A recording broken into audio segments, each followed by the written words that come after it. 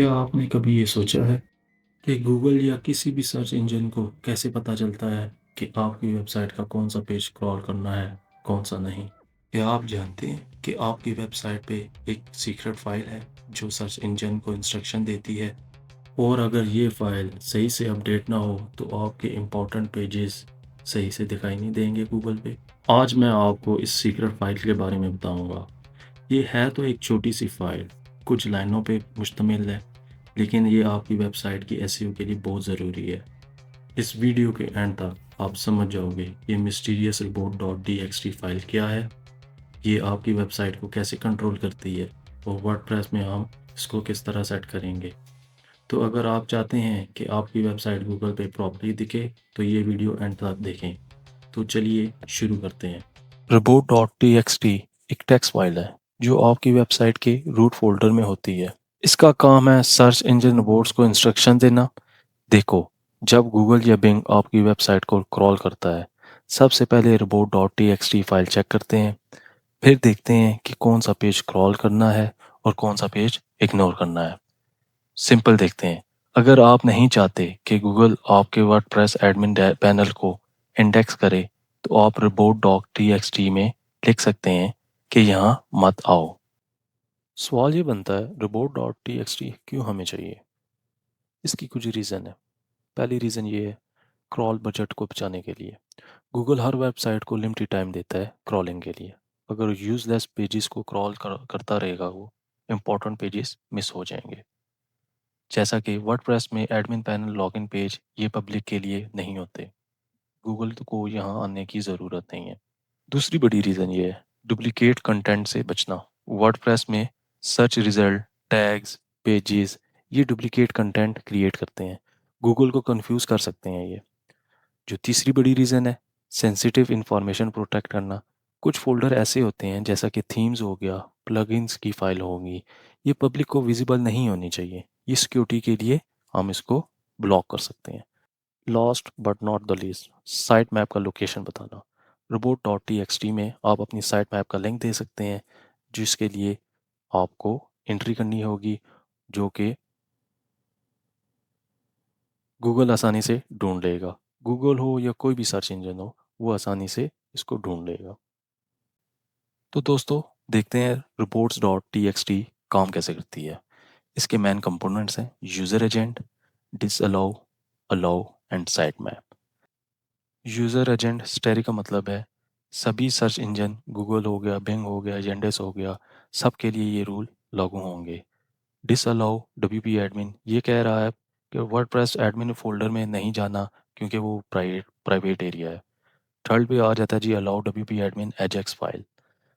यहाँ पे आप जा सकते हो क्योंकि ये फाइल है ज़रूरी फॉर वेबसाइट।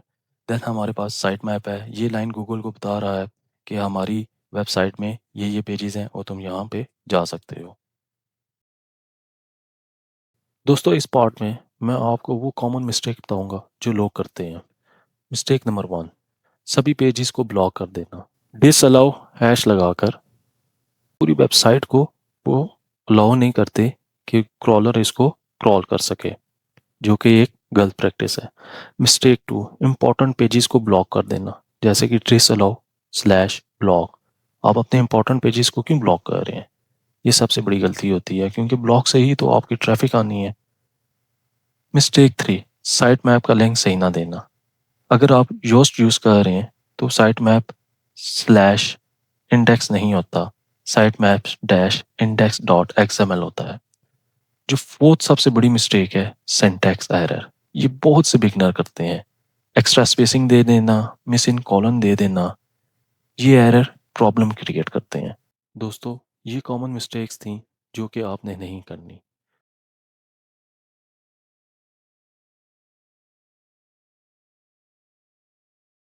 दोस्तों, वीडियो के इस पार्ट में मैं आपको प्रैक्टिकल डेमो करके दिखाऊंगा वर्डप्रेस के board dot T X T कैसे एक्सेस करनी है और इसको एडिट कैसे करना है। सबसे पहला मेथड है जो हम report dot T X T को एक्सेस करने का, वो डायरेक्ट यूआरएल है। आपने अपनी वेबसाइट का नाम लिखना है, यूआरएल इंटर करना है, then report dot T X T. तो ये हमारी report dot T X T file है। इसमें हमने डिफरेंट सेटिंग की हुई है, सर्च इंजन ऑल है, डिसअलाउ हमने WP एडमिन किया हुआ है, WP लॉगिन पेज है and WP includes and search है, और हमने अलाउ किया हुआ है एडमिन एजेक्स को, और साइट मैप मेंशन की हुई है। अच्छा, URL से आप जैसे इसको रीड कर सकते हैं, एडिट नहीं कर सकते। एडिट करने के लिए आपने अपने वर्डप्रेस डैशबोर्ड में जाना है। डैशबोर्ड पे ये लॉगिन करने के बाद आपने योस्ट प्लगइन पे टूल सेक्शन पे जाना है। टूल सेक्शन पे जाएंगे, हमारे पास फाइल एडिटर होगा, आपने फाइल एडिटर पे क्लिक कर लेना है। देन यहाँ पे आप, अगर आप आपकी क्रिएट नहीं है तो यहाँ पे आप क्रिएट न्यू कर सकते हैं, अगर आप क्रिएटेड है तो यहाँ से आप चेंज कर सकते हैं। जी दोस्तों, ये आप चेक करते हैं कि ये तो लाइंस क्या कह रही हैं, इनका मतलब क्या है। सबसे पहले यूजर एजेंट स्टैटिक है। ये इंस्ट्रक्शन सारे सर्च इंजन रिपोर्ट्स के लिए हैं। अगर सिर्फ गूगल के लिए हो लिखना हो तो आप सिंपल ये कर सकते हैं, इसको रिमूव करके गूगल बॉट आपने ये कर लेना है और सेव कर लेना है, लेकिन अभी हम स्टैटिक रखते हैं सबके लिए। देन नेक्स्ट लाइन हमारे पास आ जाती है ये WP एडमिन। WP एडमिन का मतलब ये है कि वर्डप्रेस का एडमिन एरिया है जिसमें क्रॉलर को ज़रूरत नहीं है, इंडेक्स करने की ज़रूरत नहीं है, क्योंकि ये लॉगिन प्रोटेक्टेड होता है, पब्लिक के लिए नहीं है। गूगल को यहाँ आने की ज़रूरत नहीं है। देन हमारे पास आ जाता है WP login. WP login as you know login page है, इंडेक्स नहीं करवाना चाहिए हमें, तो भी सिक्योरिटी रीज़न के लिए बेटर है।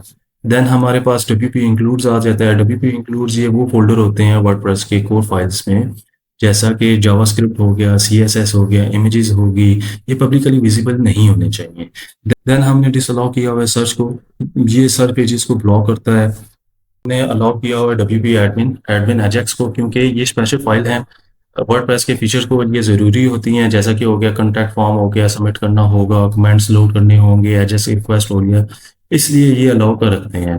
देन हमारे पास साइट मैप का URL आ जाता है, इसलिए ये अलाउ करते हैं कि ये लाइन गूगल को साइट मैप का लोकेशन बता रही है कि कौन से पेजेस कहाँ पे होंगे इस साइट मैप पे। इसके बेनिफिट क्या है, गूगल इजीली ढूंढ लेता है कि फास्ट इंडेक्सिंग होती है, बेटर फॉर SEO। तो क्विकली मैं समराइज़ करता हूँ। आज की वीडियो में हमने ये सीखा कि robot.txt क्या होती है, उसकी क्यों ज़रूरत है, उसके क्या फ़ायदे हैं, क्या कॉमन मिस्टेक्स हैं जो न्यू बिगनर्स करते हैं, और लास्ट में हमने ये देखा कि हमने लाइव एक डेमो किया कि robot.txt सेटअप कैसे करते हैं यूजिंग योस्ट प्लगइन। मैं उम्मीद करता हूँ आपने इस वीडियो से बहुत कुछ सीखा होगा। तो अगर आपको ये वीडियो अच्छी लगी है, लाइक और सब्सक्राइब लाजमी कीजिएगा।